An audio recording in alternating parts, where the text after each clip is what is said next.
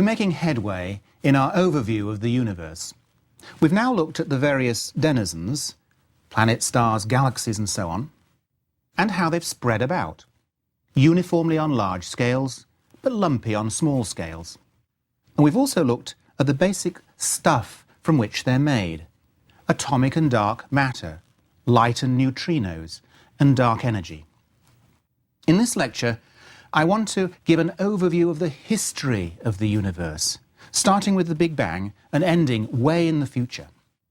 I'm afraid I'll be moving along at quite a clip, roughly 8 million years per second. But don't worry if you don't quite catch everything first time. I'll be returning to essentially every theme in later lectures. So let's get straight away started by postponing a key question to Lecture 7, which is, how do we measure the age of the universe? It turns out to be 13.7 billion years, plus or minus about 0.1 billion.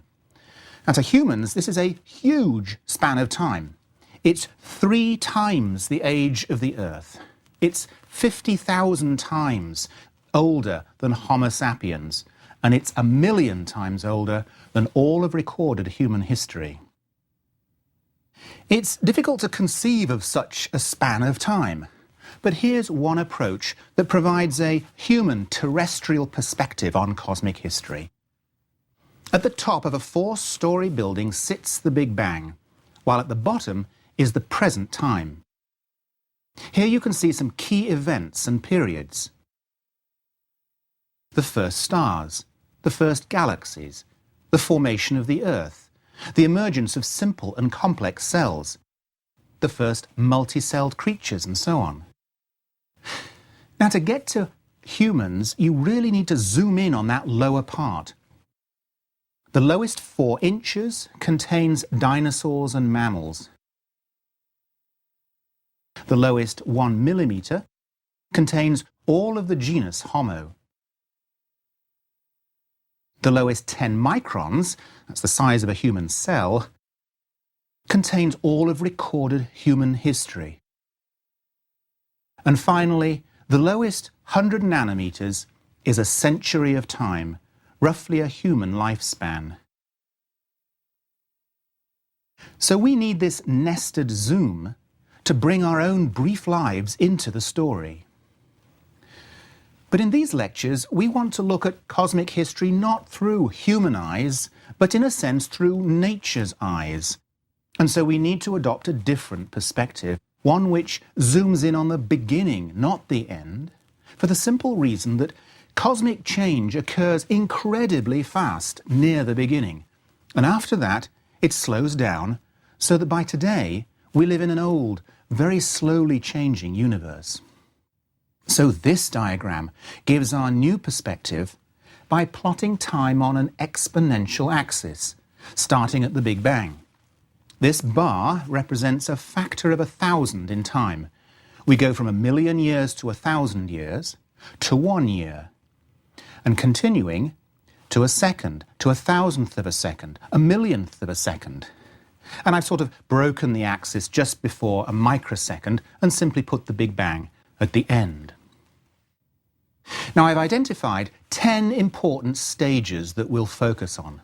And if you can keep these 10 stages clear in your mind, it'll really help you follow the story as we encounter each of them in future lectures. Before we visit these 10 stages, I want to point out an important feature of cosmic change. Its pace starts out very frantic, but quickly slows down. The first 4 of our 10 stages occur in the first 10 minutes. The next 4 span 1 billion years. There seems to be this bizarre compression of activity at the beginning of time, and I want to show you why that is.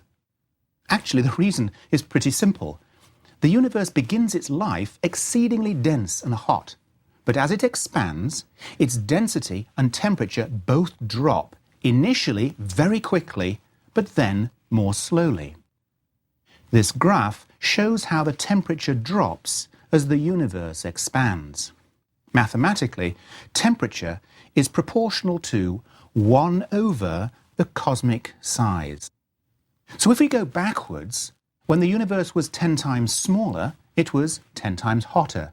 100 times smaller, 100 times hotter. So you can see that as we approach the Big Bang and size goes to zero, temperature must zoom off to infinity very rapidly. Now, just as you'd expect for any substance, as temperature changes, the nature of the substance also changes. For example, steam into water into ice. And it's like that with the universe. Early on, as the temperature is dropping rapidly, lots of changes are occurring in rapid succession. But later, as the temperature drops more slowly, so the changes occur more slowly. So with that introduction, let's now briefly go through these 10 important stages in cosmic history. So right at the beginning, the Big Bang's expansion is launched by a mechanism called inflation. If you like, inflation is the bang of the Big Bang. Now, as we'll see in lectures 30 to 33, it's thought that inflation begins with a seed region of a very special kind of dense vacuum. Rather like a very dense version of modern-day dark energy. Now, when space itself weighs something and makes gravity, a rather strange thing happens. Instead of gravity making the region collapse inwards, the downhill direction, if you like, is outwards. And so the region quite naturally falls outwards, expanding all by itself. Now, and since there is nothing to stop this expansion, it just keeps going, getting faster and faster exponentially. So we have a huge expanding region of dense vacuum. Now, for reasons which are not yet fully understood, this period of inflation abruptly ends, and the vacuum energy is converted to an immensely hot broth of every kind of subatomic particle. So the upshot of all this is that within a fraction of a nanosecond, the universe is launched as a rapidly expanding space filled with an exceedingly hot, dense gas. And it's from this gas that all the stars and galaxies will finally emerge. Back to our cosmic timeline, there are a number of fascinating things that happen in the first millisecond. That's 1,000th of a second. And we'll return to them all in lectures 27 through 29, but here I'll just hit the high points and group them all as stage 2. It's in these first moments that the forces of nature take on their current form. Now, these forces, strong, electromagnetism, weak, and gravity, affect everything we know. They bind protons into atomic nuclei and electrons to atoms. They drive nuclear and chemical reactions, and they hold planets and stars together.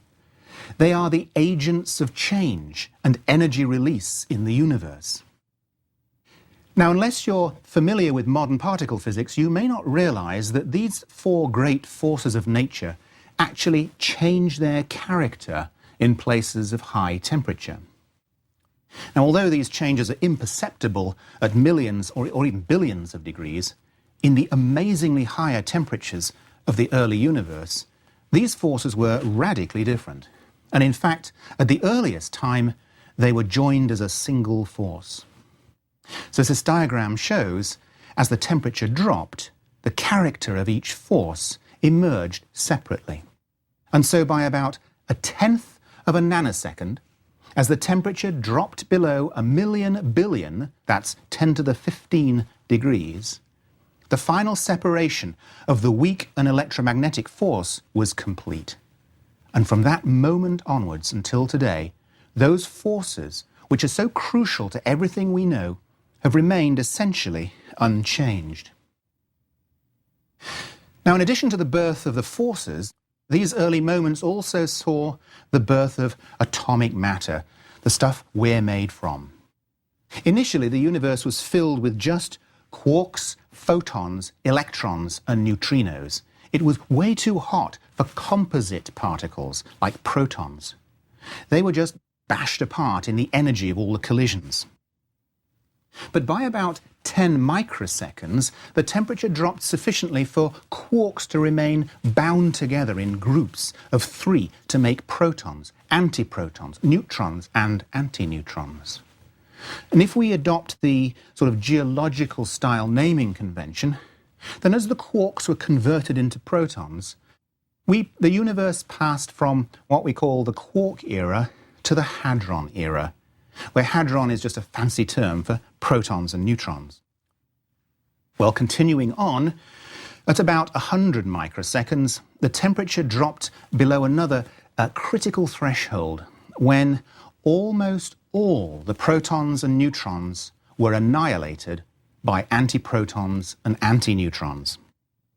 Now, fortunately for us, not quite all the protons were destroyed. For reasons that are not yet understood, roughly 1 in every billion protons managed to survive. In a sense, you can date the birth of the protons and neutrons in the atoms of your body to this time, about 100 microseconds after the Big Bang. Okay, coming forward to a time of a few seconds, that's stage 3, the same thing happens to all the electrons and anti-electrons. There's a brief period of carnage when they almost all annihilate, but 1 in every billion electrons manages to survive, and these ultimately become the electrons we now find in the atoms that you and I are made of. Now, when the electrons and anti-electrons vanish, the dominant constituent of the universe becomes photons, light. Or at that time, because it was so hot, gamma rays.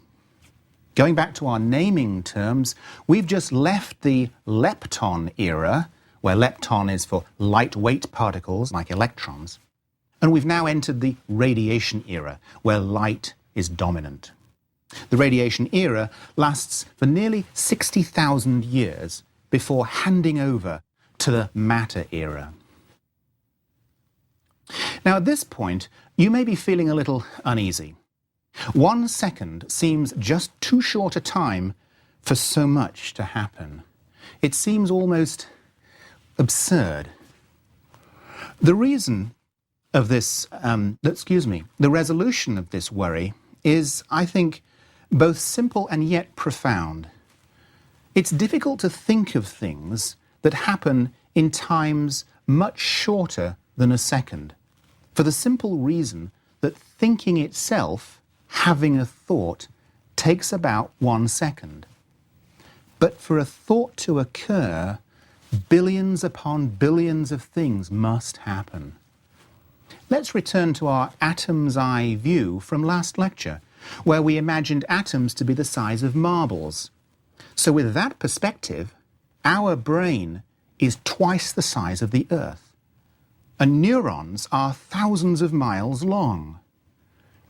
To an atomic electron whose single orbit feels like 1 second, a human thought takes almost 30 million years to unfold. Stated poetically, nature's thoughts occur enormously faster than ours.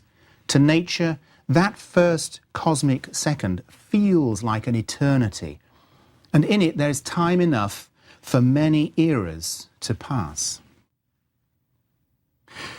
So let's continue with our story of the young universe, coming to stage 4, when the universe is about a minute old. Now, at that time, the conditions everywhere were rather similar to the centres of present-day stars. And this immediately raises a very interesting possibility.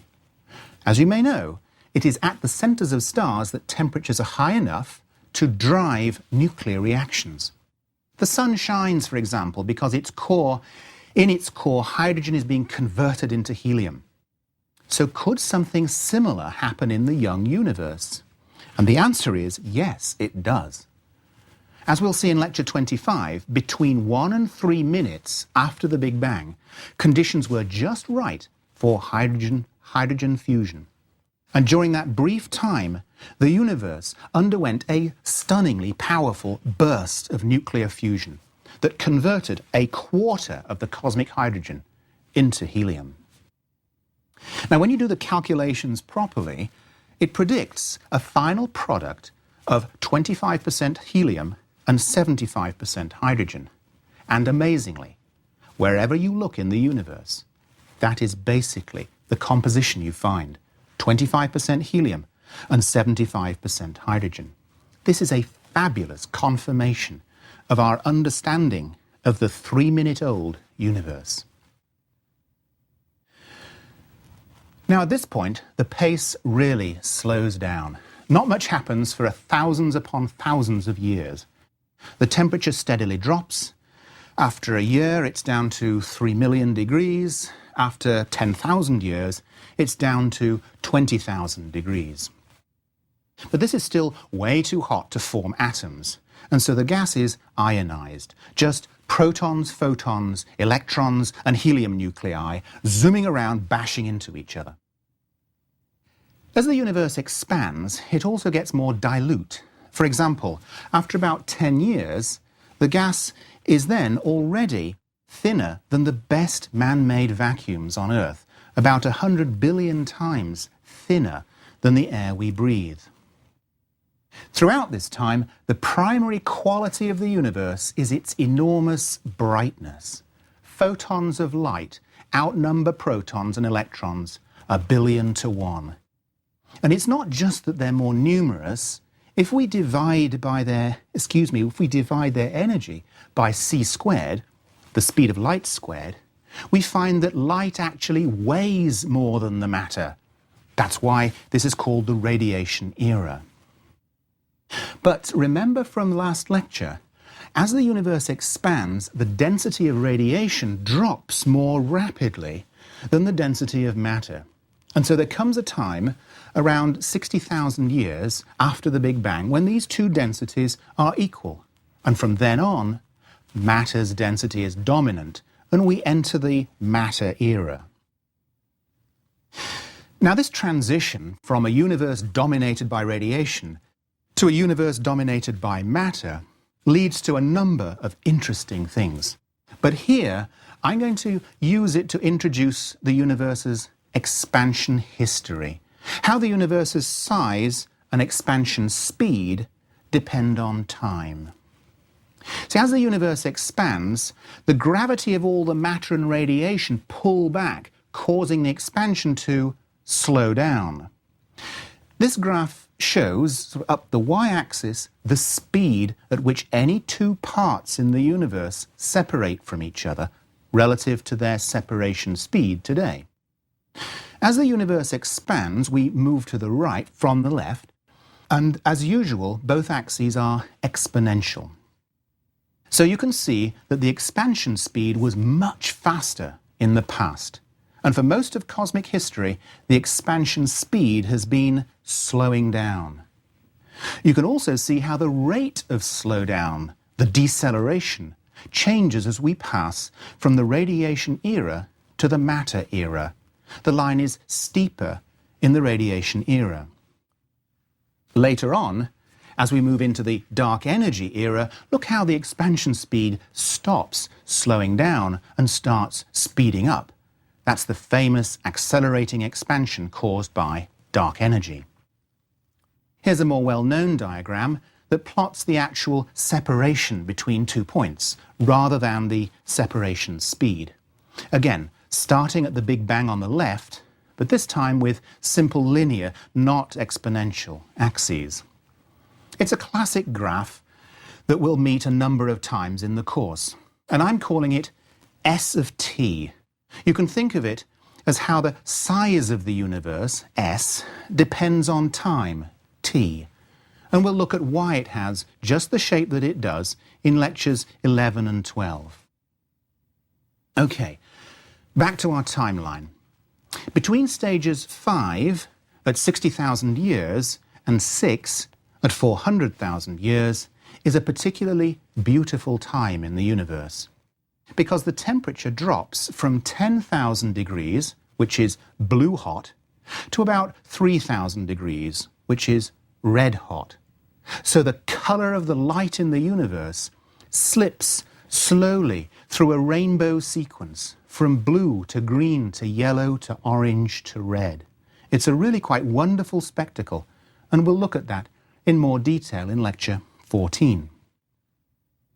Stage 6, at 400,000 years, occurs when the universe cools past another critical temperature, 3,000 degrees. Below this temperature, electrons can finally remain attached to protons to make atoms of hydrogen. It also brings about a remarkable transformation. The universe changes from being foggy to being transparent. It takes about 80,000 years, but from then on till today, the universe is transparent, which is, of course, why we can see distant galaxies. Now, it turns out that we actually witness this transition as the microwave background. Remember from lecture 2, the diagram of the universe we witness. Looking out in any direction, we see back in time, through the transparency of space, out to, up to, but not into this fog. The inside wall of this giant sphere is a wall of bright, glowing fog.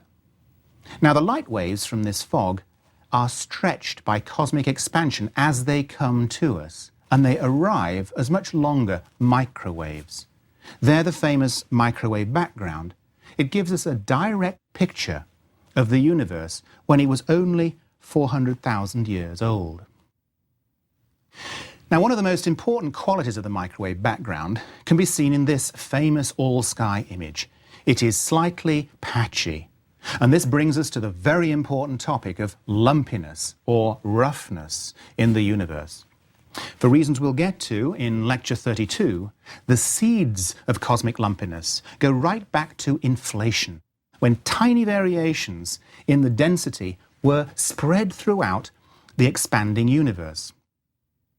Since the universe is now extremely lumpy, galaxies here and there with gaps in between them, a key question is, how did the initial slight lumpiness begin to grow?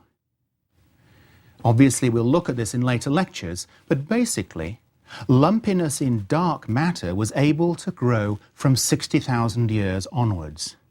But because of its fogginess, the proton and electron gas was held back, and its lumpiness couldn't grow until after 400,000 years, until after the fog had cleared.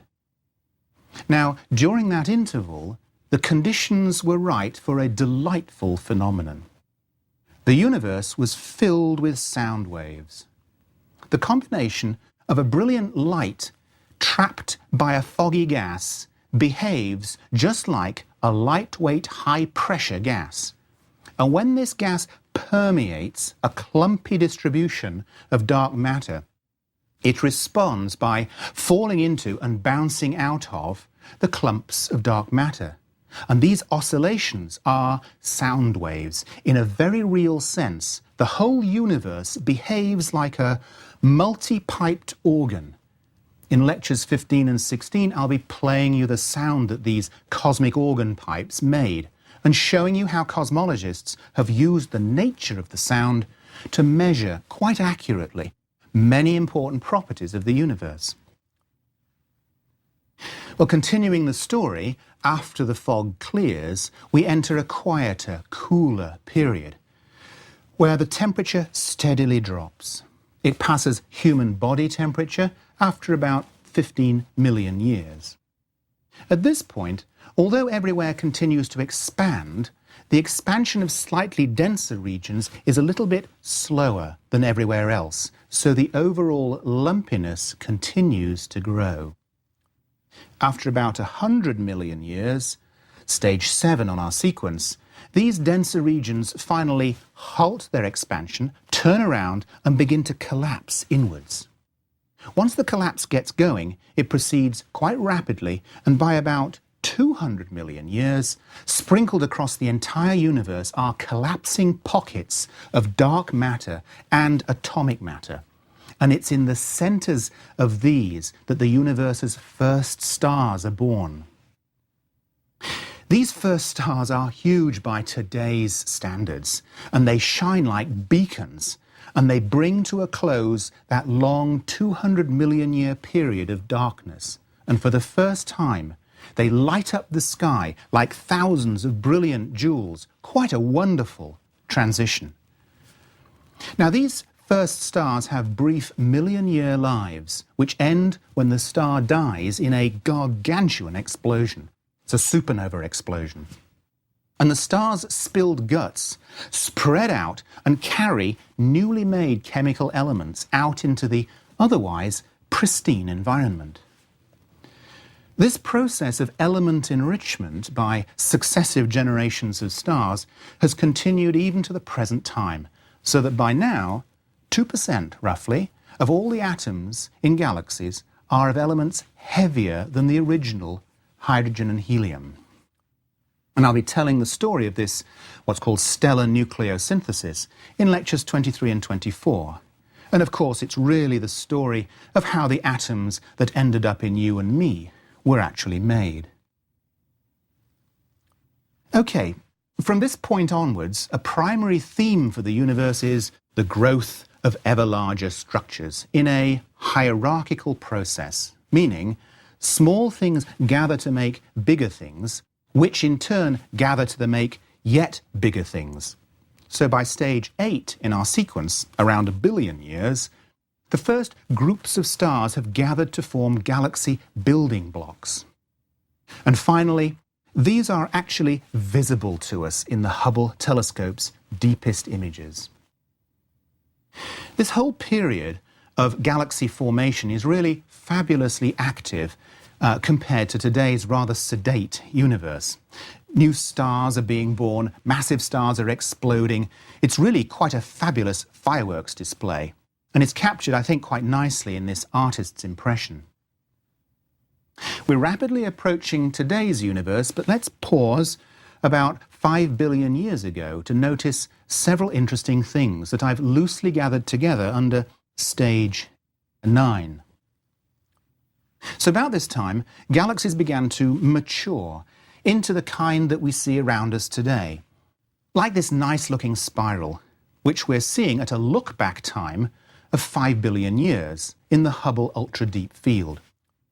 You can almost imagine this being the young Milky Way galaxy, and out in one of its spiral arms, a young sun and solar system are forming with a young Earth. It's also around this time that the large-scale web-like pattern of galaxies throughout the universe was becoming more well-defined, as galaxies flowed into the web strands and then down into places where they intersect. And where they intersect, the first huge clusters were forming, like the one here, containing thousands of galaxies zooming through a region a few million light years across. Out on the cosmic scale, a rather interesting and very gentle transition was also occurring. Starting about 5 billion years ago, the universe's expansion speed started accelerating as the effects of dark energy began to be felt. Now, by the present time, not too much has changed, but let's extend this graph into the future, say to the next 50 billion years.